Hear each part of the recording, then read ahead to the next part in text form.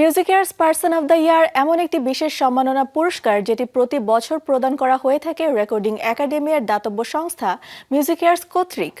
সঙ্গীত জগতে অসাধারণ অবদান ও সামাজিক কর্মকাণ্ডে গুরুত্বপূর্ণ ভূমিকার জন্য স্বীকৃতির স্বরূপ একজন শিল্পীকে দেওয়া হয় এই পুরস্কার। এই সম্মাননা সাধারণত দেওয়া হয় গ্র্যামি সপ্তাহের আগে প্রি গ্র্যামি অনুষ্ঠানে। সম্প্রতি লস অ্যাঞ্জেলেসে অনুষ্ঠিত হয়ে গেল বিশেষ সম্মাননা পুরস্কার মিউজিকার্স পারসন অব দ্য ইয়ার। সঙ্গীত জগতে অসাধারণ অবদানের জন্য স্বীকৃতি স্বরূপ একজন শিল্পীকে দেয়া হয় এই পুরস্কার। 2026 সালের মিউজিকার্স পারসন অব দ্য ইয়ার ঘোষণা করা হয় R&B ও পপ তারকা মারিয়া ক্যারিকে। রেকর্ডিং শিল্পী, গীতিকার, পারফর্মার ও প্রযোজক হিসেবে তার অসাধারণ অবদানের জন্য এই সম্মাননা দেওয়া হয়েছে তাকে। আমি মনে করি মারাইয়া ক্যারির সুর আর গান লেখার ধরন অসাধারণ। আমি রোমান্টিক গান খুব পছন্দ করি। ক্যারিয়ারের শুরু থেকে এখন পর্যন্ত সবসময়ই এটা করে এসেছেন তিনি।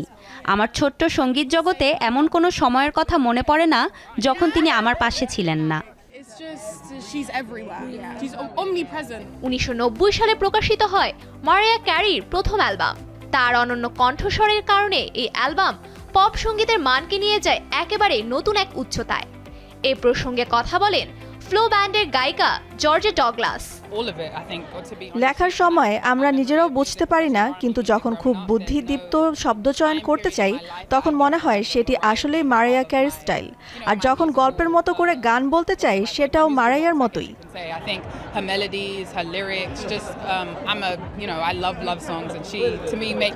মারিয়া ক্যারি তার ক্যারিয়ারে গ্র্যামি অ্যাওয়ার্ডে 34 বারের বেশি মনোনয়ন পেয়েছেন এবং এর মধ্যে 5টি জিতেছেন মর্যাদাপূর্ণ পুরস্কার। এই প্রসঙ্গে কথা বলেন মার্কিন গায়িকা লিন্ডা পেরি। মারাইয়া ক্যারির গানগুলো দারুণ এবং সেগুলো তার জন্যই একেবারে মানানসই। কিন্তু শুধু গান নয়, তার কণ্ঠস্বর সত্যিই অসাধারণ। সেটিই তাকে আলাদা করে তোলে। প্রায় 30 বছরেরও বেশি সময় ধরে তিনি কিভাবে এই জায়গায় টিকে আছেন ও এগিয়ে চলেছেন তা আজও বিস্ময়।